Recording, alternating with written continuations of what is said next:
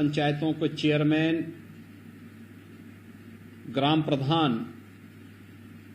और सभी पार्षदों के साथ आज के इस संवाद कार्यक्रम में लखनऊ में मेरे साथ उपस्थित प्रदेश के लोकप्रिय और कर्मठ अध्यक्ष माननीय श्री स्वतंत्र देव सिंह जी, प्रदेश सरकार में मेरे वरिष्ठ सहयोगी उप मुख्यमंत्री श्री ब्रजेश पाठक जी, वर्चुअली मेरे साथ जुड़े हुए प्रदेश सरकार के मेरे वरिष्ठ सहयोगी उप मुख्यमंत्री श्री केशव प्रसाद मौर्य जी, लखनऊ में मेरे साथ जुड़े हुए नगर विकास और ऊर्जा विभाग के मंत्री सरविंद कुमार शर्मा जी, वर्चुअली मेरे साथ यहां पर जुड़े हुए पंचायती राज विभाग के मंत्री चौधरी भूपेंद्र सिंह जी, भारतीय जनता पार्टी के प्रदेश के महामंत्री श्री अमरपाल मौर्य जी और उपस्थित सभी हमारे सम्मानित महापौर, चेयरमैन, पंचायत के हमारे ग्राम प्रधानगण, पार्षदगण, सभी माननीय सांसद, विधायक, क्षेत्रीय अध्यक्ष, जिलाध्यक्ष और अन्य सम्मानित पदाधिकारीगण और सभी हमारे प्रत्याशीगण और उपस्थित भाइयों बहनों, मुझे बहुत प्रसन्नता है। कल हमें इसी समय आप लोगों से संवाद बनाना था, लेकिन समाजवादी पार्टी के द्वारा जो व्यवधान पैदा करने का प्रयास हुआ था, उसके कारण हम लोगों ने कुछ देर के लिए इसे स्थगित किया था और आज आपके साथ संवाद बना रहे हैं। अभी आपके सामने हमारे दोनों वरिष्ठ सहयोगी उप मुख्यमंत्री द्वय श्री केशव प्रसाद मौर्य जी का, श्री ब्रजेश पाठक जी का और प्रदेश अध्यक्ष श्री स्वतंत्र देव सिंह जी का महत्वपूर्ण उद्बोधन भी आपके सामने हुआ है। हम सब जानते हैं कि प्रदेश के अंदर 36 सीटों पर विधान परिषद के चुनाव वर्तमान में चल रहे हैं। इन 36 सीटों में से भारतीय जनता पार्टी 9 सीटों पर पहले ही विजय प्राप्त कर चुकी है और निर्विरोध भारतीय जनता पार्टी के प्रत्याशी यहां पर चुने गए हैं। शेष 27 सीटों पर चुनाव वर्तमान में चल रहे हैं। उत्तर प्रदेश जो देश का सबसे बड़ा राज्य है, उसके उच्च सदन के लिए यानी विधान परिषद के लिए इन 36 सदस्यों की एक बड़ी भूमिका होगी। याद करिए, जब सरकार का गठन 2017 में आप सबने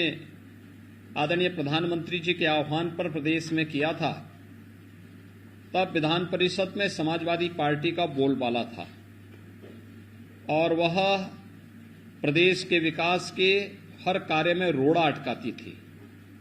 बैरियर बनने का काम करती थी। जैसे तैसे हम लोग उस समय विधान परिषद के अंदर प्रदेश के विकास के लिए, लोक कल्याण के लिए, गरीबों के उत्थान के लिए, नौजवानों के लिए, किसानों के लिए, मजदूरों के लिए,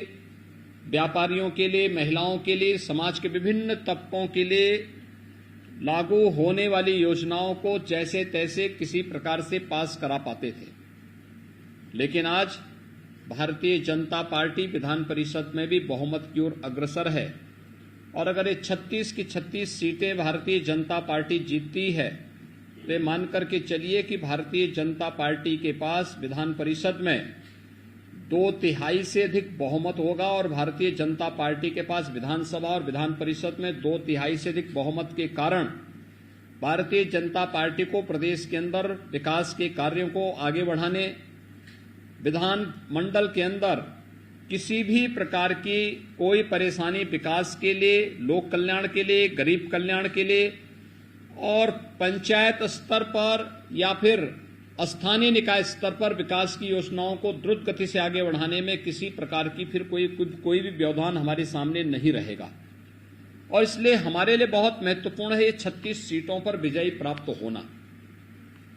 मैं धन्यवाद दूंगा उस क्षेत्र के सभी मतदाताओं को जिन्होंने 9 सीटों पर पहले ही भारतीय जनता पार्टी के प्रत्याशियों को निर्विरोध चुनाव जिता करके और उन सीटों को भारतीय जनता पार्टी की झोली में डाला है। यानी 36 में से 9 जीतना, यानी 25% सीटों पर, 1/4 सीटों पर हम पहले ही जीत चुके हैं। शेष 3/4 सीटों पर, 27 सीटों पर हमें चुनाव के माध्यम से विजयश्री का वर्ण करना है और इसी के लिए मैं आप सबका आह्वान करने के लिए आया हूं। आप सब जानते हैं हमारे जो सम्मानित ग्राम प्रधानगण हैं, 58,000 ग्राम पंचायतें प्रदेश के अंदर हैं। आदरणीय प्रधानमंत्री जी ने 2014 में प्रधानमंत्री बनने के बाद ग्राम पंचायतों को विकास की धुरी बनाया और विकास की धुरी बनाने के बाद आपने देखा होगा केंद्रीय वित्त से भी और स्टेट फाइनेंस से भी हम लोगों ने राज्य के विकास के लिए और ग्राम पंचायतों के विकास के लिए जिस तेजी के साथ कार्य करना प्रारंभ किया, 2100 करोड़ रुपए हर वर्ष हम ग्राम पंचायतों के विकास के लिए राज्य से और केंद्र से उपलब्ध करवाने का कार्य कर रहे हैं। यानी ये विकास का कार्य किस रूप में आगे बढ़ रहा है, यह आज एक नई प्रतिस्पर्धा हम खड़ी कर सकते हैं और वह कर सकते हैं जिसके माध्यम से ग्राम पंचायतों को स्मार्ट विलेज के रूप में प्रस्तुत करना। एक नई स्वस्थ प्रतिस्पर्धा, हमारा गांव भी स्मार्ट विलेज होगा, स्मार्ट गांव होगा, सभी प्रकार की सुविधाओं से आच्छादित होगा। हम हर ग्राम पंचायत में एक प्रदेश के अंदर ग्राम सचिवालय का निर्माण कार्य कर रहे हैं। युद्ध स्तर पर एक कार्य ज्यादातर में बन चुके हैं, कुछ में निर्माणाधीन है और मेरा अनुमान है कि जैसे ही बनेगा, हमने हर ग्राम पंचायत में एक पंचायत सहायक की तैनाती की है, रोजगार सेवक की तैनाती पहले से है, बैंकिंग कॉरेस्पॉन्डेंट सखी की तैनाती पहले से है। हम वहां पे वाईफाई की सुविधा या ऑप्टिकल फाइबर की सुविधा भी देने जा रहे हैं और ग्राम पंचायत के अंदर ही गांव से जुड़ी हुई सभी प्रकार की समस्याओं का समाधान का मंच हमारे ग्राम प्रधान के नेतृत्व में प्राप्त हो सके, इसके लिए एक व्यवस्था राज्य सरकार के द्वारा हर ग्राम पंचायत के अंदर व्यवस्था बनाई जा रही है। आखिर गांव का व्यक्ति बैंक से जुड़ी अपनी समस्या के लिए बैंकों में क्यों खड़ा रहेगा? बैंकिंग कॉरेस्पॉन्डेंट सखी गांव के बुजुर्गों की, गांव की महिलाओं की, गांव से जुड़ी हुई सभी बैंक से जुड़ी हुई समस्या का समाधान ग्राम सचिवालय के अंदर ही करेगा। बिजली का बिल हो या कोई भी ऐसे अन्य बिल, ग्राम सचिवालय में ही इनको जमा करने की व्यवस्था करवाएंगे और मूल निवास प्रमाण पत्र हो, आय प्रमाण पत्र हो, जन्म तिथि प्रमाण पत्र हो या जो भी अन्य इस प्रकार के जाति प्रमाण पत्र हो, दिव्यांग सर्टिफिकेट हो, ये सभी चीजों को धीरे धीरे करके हम ग्राम सचिवालय के अंदर ही इसको बनाने की प्रक्रिया के साथ जोड़ रहे हैं। और हम लोगों ने तो आपने देखा होगा पहले कार्यकाल के दौरान ही ग्राम प्रधानों के अधिकार को बढ़ाया। हम लोगों ने कहा कि अगर आरईएस का जेई या येई आपके गांव में आने में उसको कठिनाई है, समय लगता है, नहीं आ पा रहा है, ब्लॉक से आपके पास इंजीनियर आने में कठिनाई है, आपको हमने सुविधा दी है कि आप इम्पैनल्ड इंजीनियर्स में से किसी को भी बुला करके अपना गांव की पूरी विकास की कार्य योजना को आगे बढ़ाने में अपना योगदान दे सकते हैं। हमने आपके कार्य के दायरे को बढ़ाया, मानदेय को बढ़ाने का कार्य भी किया और साथ ही साथ एक व्यवस्था और भी बनाई कि आवश्यकता पड़ती है तो सुरक्षा की बीमा कवर भी हर पंचायत प्रतिनिधि को उपलब्ध करवाने का कार्य भी प्रदेश सरकार ने आपके लिए प्रारंभ किया है। और इस दिशा से एक सरकार जो सकारात्मक सोच के साथ विकास के इन कार्यक्रमों को आगे बढ़ाई है, उस सरकार के द्वारा न केवल जनता जनार्दन ने अभी हमें 2/3 बहुमत से प्रदेश के अंदर आदरणीय प्रधानमंत्री जी के नेतृत्व में पूर्ण बहुमत की सरकार बनाकर के दिया है, तो विधानसभा में तो हमें बहुमत मिल गया है, विधान परिषद में बहुमत के लिए ये 36 सीटों पर भारतीय जनता पार्टी के प्रत्याशियों का विजय श्री होना यह अत्यंत महत्वपूर्ण है और इसके लिए मैं आपका आह्वान करने के लिए आज यहां पर उपस्थित हुआ हूं।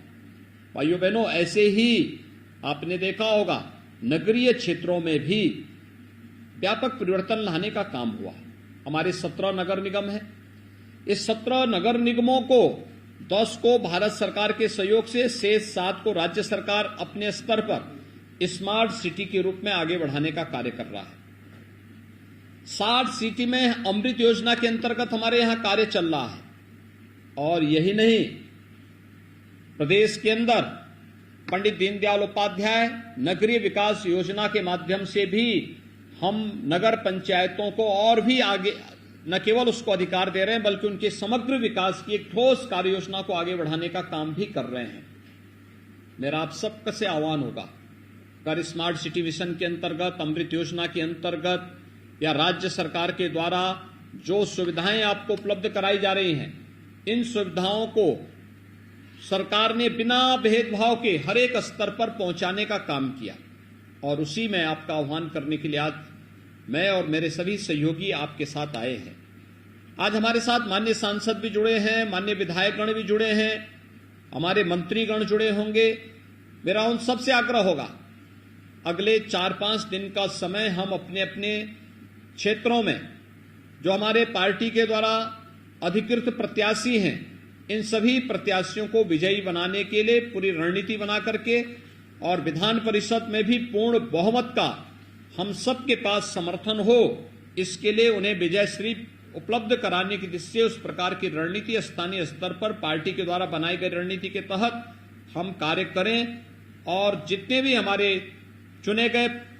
जनप्रतिनिधि हैं, माननीय सांसद, माननीय विधायक, जिला पंचायत के माननीय सदस्य, क्षेत्र पंचायत के माननीय सदस्य, ग्राम प्रधान, चेयरमैन, महापौर, पार्षद, ये सभी ग्राम प्रधान, ये सभी लोग मिलकर के फिर से भारी बहुमत के साथ अभी आपने 10 मार्च को जो परिणाम दिया है, इस परिणाम ने एक बार फिर से देश और दुनिया के सामने भारतीय जनता पार्टी के डंके को मजबूती के साथ आदरणीय प्रधानमंत्री जी के नेतृत्व में स्थापित करने का काम किया है। और हम एक बार फिर से इस बात को साबित करें कि भारतीय जनता पार्टी ही प्रदेश के विकास के विजन को लेकर के आगे बढ़ी, भारतीय जनता पार्टी ही इस लक्ष्य को आगे बढ़ाने का कार्य कर सकती है। और इस दिशा से मेरा आप सबसे अनुरोध होगा कि 9 अप्रैल को ये चुनाव होने हैं और 9 अप्रैल के पहले अपनी पूरी कार्य योजना बना करके हर एक सीट पर भारतीय जनता पार्टी जीते, इसको मजबूती के साथ लागू करने की तैयारी हमारी होनी चाहिए। और इसके लिए मेरी अपील होगी आप सभी से।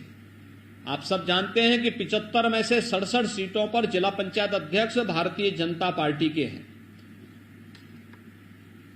825 विकास खंडों में से 600 से अधिक विकास खंडों में ब्लॉक प्रमुख भी भारतीय जनता पार्टी के समर्थक हैं। मेरी आप सबसे अपील होगी, 17 में से 14 महापौर भारतीय जनता पार्टी के समर्थन से बने हैं। 200 नगर पालिकाओं में चेयरमैन ज्यादातर में भारतीय जनता पार्टी के कार्यकर्ता हैं। हम सभी का सहयोग लेकर के ऐसे ही नगर पंचायतों में भी, हमने तो अभी एक नगर पंचायत के अध्यक्ष को भारतीय जनता पार्टी ने चेयरमैन भी, विधायक भी बनाया है।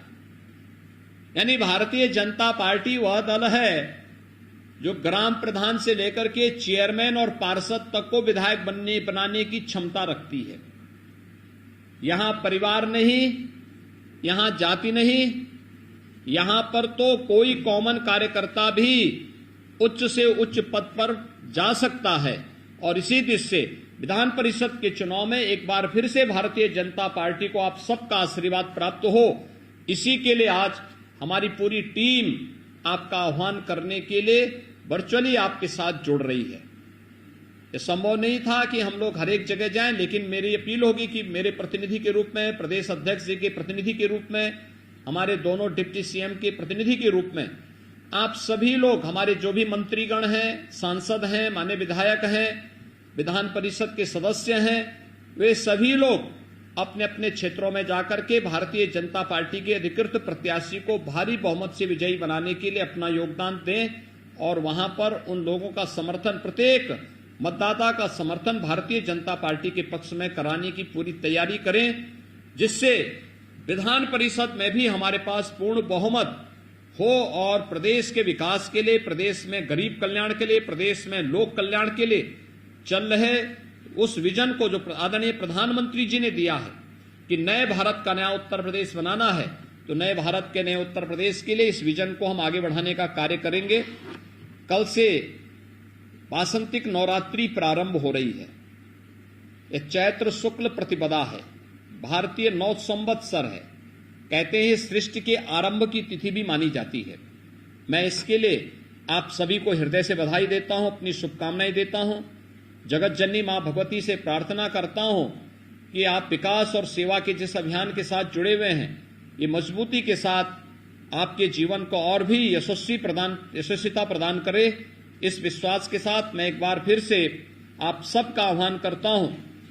कि भारतीय जनता पार्टी के अधिकृत प्रत्याशियों को उन सभी सीटों पर जहां चुनाव 9 अप्रैल को होने हैं, आप विजय उपलब्ध कराने में, उन्हें विजयश्री उपलब्ध कराने में अपना योगदान देंगे। मैं एक बार फिर से वासंतिक नवरात्रि की आप सबको हृदय से बधाई देता हूं, अपनी शुभकामनाएं देता हूं। बहुत बहुत धन्यवाद।